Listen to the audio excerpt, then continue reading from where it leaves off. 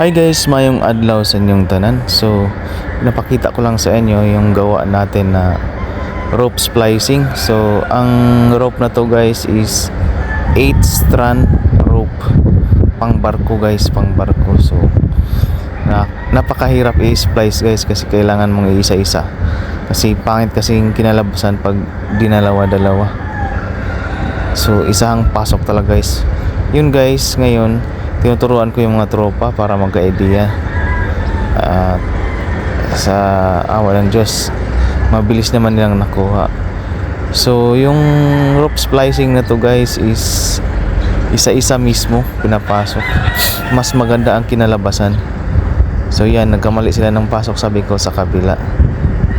So sa ganitong splicing guys, ang pinakamahirap dito talaga kung paano mo isusuot ang simula ng splicing guys, ang pinakamahirap. Kung makuha mo na ang unang suot ng mga strands niya guys, tuloy-tuloy na. So bali may pattern po na sinusundan to guys.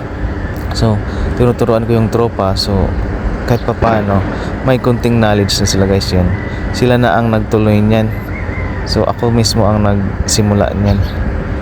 So blessed pa rin tayo na may kunti tayong knowledge about rope splicing, 8 strand rope splicing guys.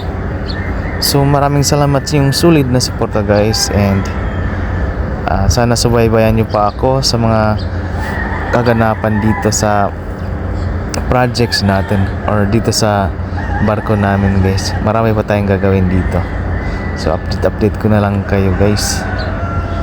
So yan lang muna for today's video guys, and maraming salamat sa inyong solid na suporta, and don't forget to like and follow, subscribe na rin guys, Free Time Farmer. So yun lang muna guys, maraming salamat and mayong adlaw.